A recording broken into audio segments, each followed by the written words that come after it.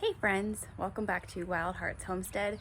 We need to dig up some potatoes today. I already had a bucket or two that I did earlier, but I've got a few more. I stagger them for harvesting throughout the summer. So I've got some potatoes to dig up today, so I thought I would bring you along and show you how we do that. All right, so here I've got my bucket of potatoes. I like to do my potatoes in buckets because with having little kids, sometimes I can't get all of my potatoes planted in one sitting. I might be able to do one bucket at a time or two. So I like to do them in buckets.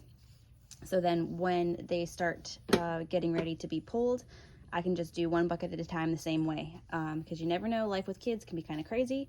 So I like being able to split it up into smaller bite-sized pieces of work. So my kitty cat here is helping me. We are going to start pulling up these potato plants and see what we have under there.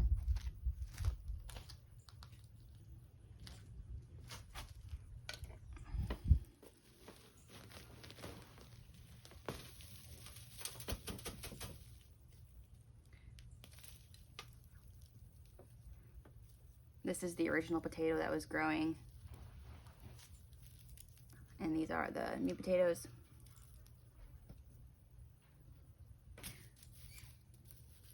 I will save this soil and reuse it.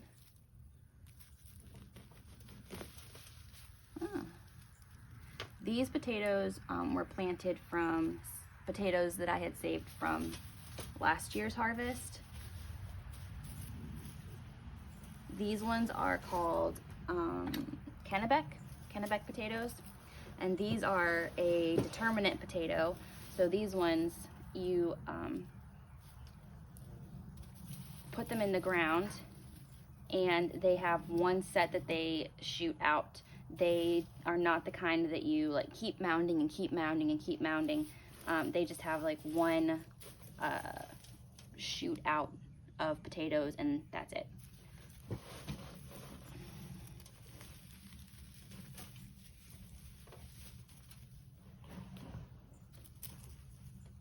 One of the things I like about having my potatoes in buckets also, when they're in buckets, you know you got all of your potatoes.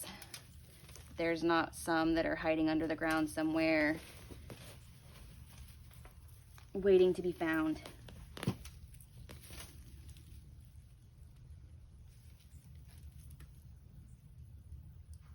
You can see there's a couple little ones in here that they hadn't fully formed yet. But this is the original potato that was planted in the ground that our plant grew out of, and then it sent off its new potatoes.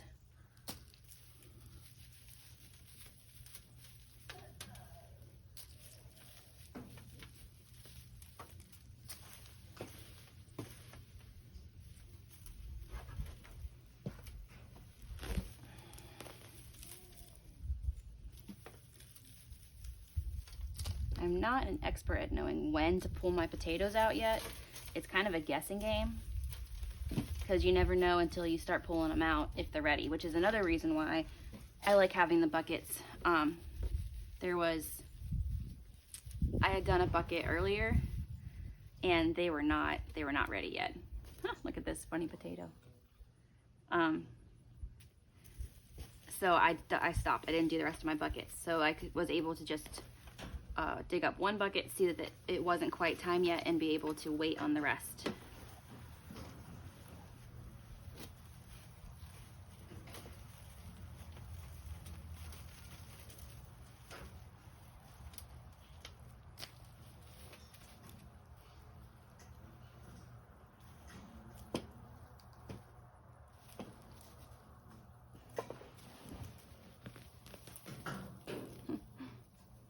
Cute little potatoes.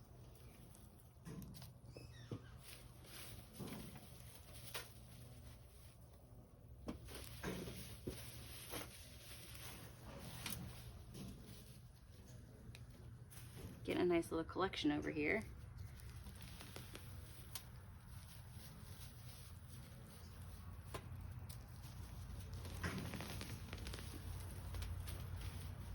Oh, there's a nice looking one. Look at that. It's a good size. You never know what you're gonna find.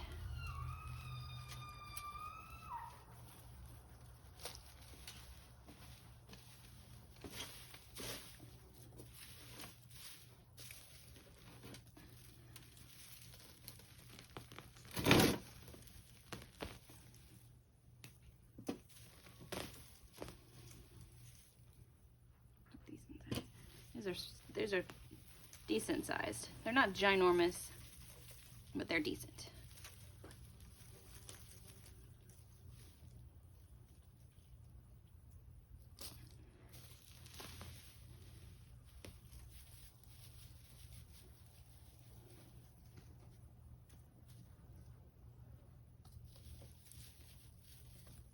Once I get all these pulled up and see what's here, I will actually transfer all of this soil into another pot, and then I can make sure that I got all the potatoes out of here, because sometimes the potatoes like to hang out in the very bottom of the pot where it's hard to get them unless you take all the dirt out.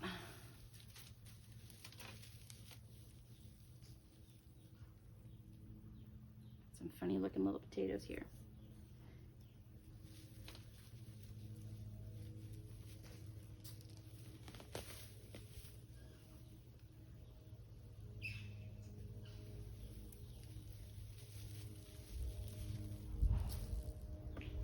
All right, a couple more. That is a bad potato.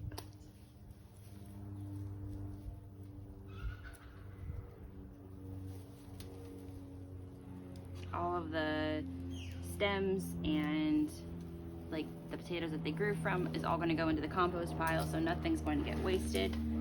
It'll provide nutrition for our soil for next year.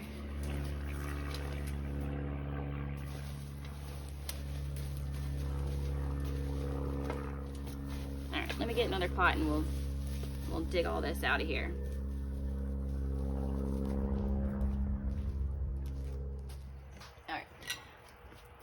So when you are harvesting potatoes, if you are not eating them right away and you're going to be curing them, you need to put them in a dark place for 7 to 10 days with good airflow. That's not going to be extremely hot, extremely cold. I put these in my garage usually for the 7 to 10 days and just keep like a fan going so they don't get like the stagnant air. They have good airflow. And then I'll store them in a cardboard box in my pantry after they're done curing. Alright.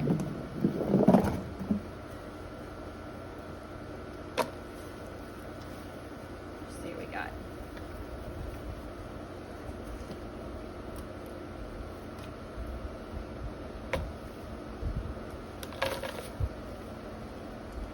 See if there's any more hiding in here.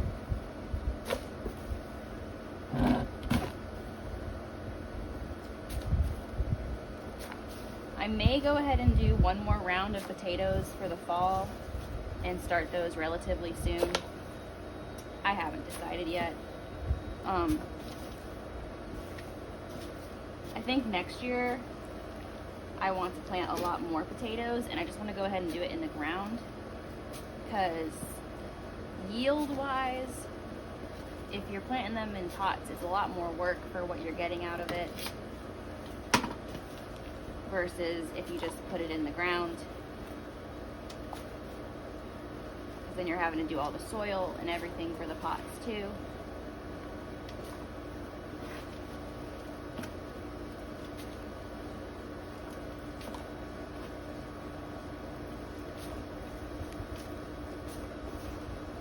There might not be anything else in here. Sometimes you get surprises. I always love getting the surprise potatoes at the bottom that are like ginormous, but I don't think we're gonna find any surprise potatoes in the bottom of this one. I do still have one more pot of potatoes I need to take up, and it's probably gonna be another week or two before those ones are ready.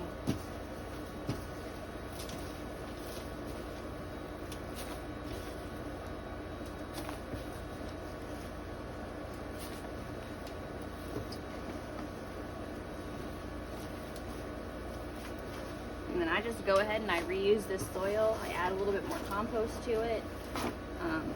just to give it a little refresher. Yep, nope, no more potatoes.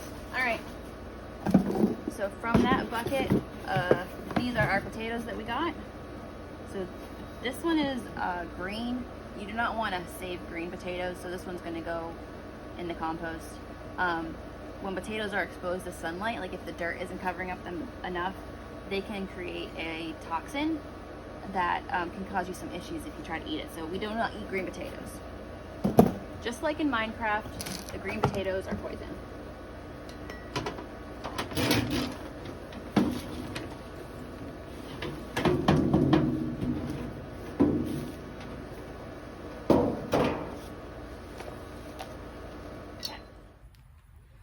So my first year growing potatoes, I ate the biggest potatoes and I saved the small potatoes for planting the next year. As I've gone through my gardening journey, I have learned that if you want to have big potatoes, you should save your biggest potatoes for planting and eat your smaller ones, because it's going to pass on whatever made the potatoes bigger to their offspring. So if you are saving any of your potatoes for planting in the future, save the big ones for planting, eat the smaller ones. So this variety of potato is called Kennebeck. I have one more bucket of russet potatoes that we're gonna try to get out in the next couple of weeks, so we'll see how those ones do. What kind of potato have you guys tried that you really liked? What's your biggest potato that you've ever gotten? I love chatting about garden stuff, so please feel free to let me know how stuff is going in your garden, and I'll talk to you later. Bye.